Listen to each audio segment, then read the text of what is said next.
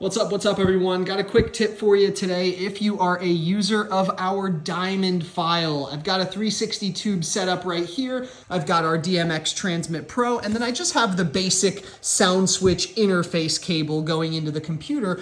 But I want to show you guys an awesome feature in here in the auto loop section in bank 4, the special bank that is called motion static. You'll see there's all of these motion statics. There's 12 of them, but you know, a lot of people don't know what they do, so I want to go over that real quick.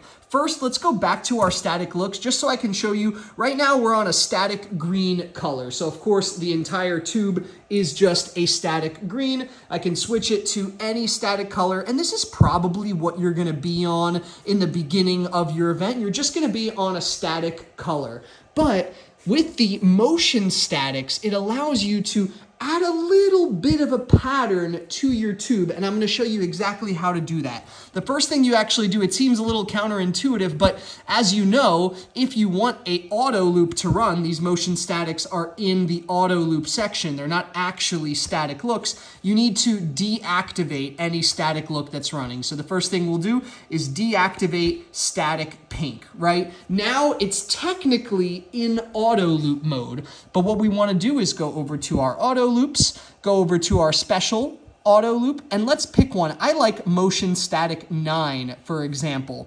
And what you want to do is make sure that your motion static is repeating. Otherwise, if it gets to the end of 12, it's going to go back into these builds, which are really cool too, and we can talk about those in another video, but you definitely want to repeat your auto loop so that the motion static plays and then restarts. And I'll go in here every maybe 10, 15 minutes or so while I'm mixing the beginning of the night, and I'll switch over to another static look. For example, here's 11, and let's see what it's doing.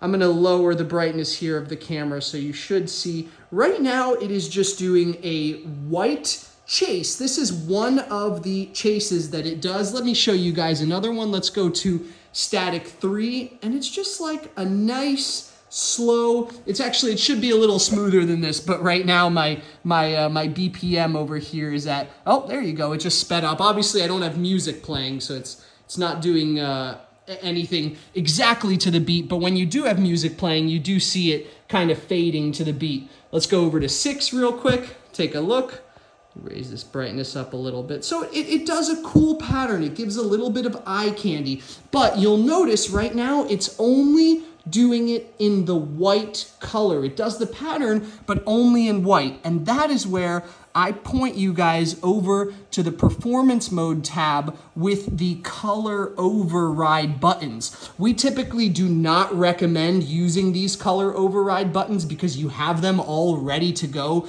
in the static looks, perfectly programmed. But if you are specifically using the motion statics, then you can go over to performance mode and you can override the static with a color. So now, for example, I just set the override to blue, and now you'll see that my motion static, my little slow pattern that's running on the tubes, is in blue. Let's switch it to one more. Let's do yellow, for example.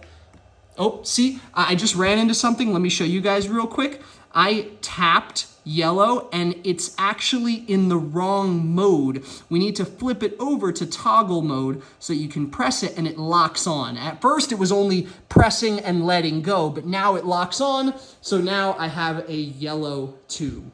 So basically, folks, at the beginning of your event, if you want something that is static but just a little bit more eye-catching, test out these motion statics, put a color override over top of it, and make sure that you press repeat auto loop so it doesn't accidentally go, over into 12 and then back into these builds. And then you're good. You are good to go. Let us know if you have any questions. Thank you so much for watching. I use these motion statics at every event now. I hope you will too.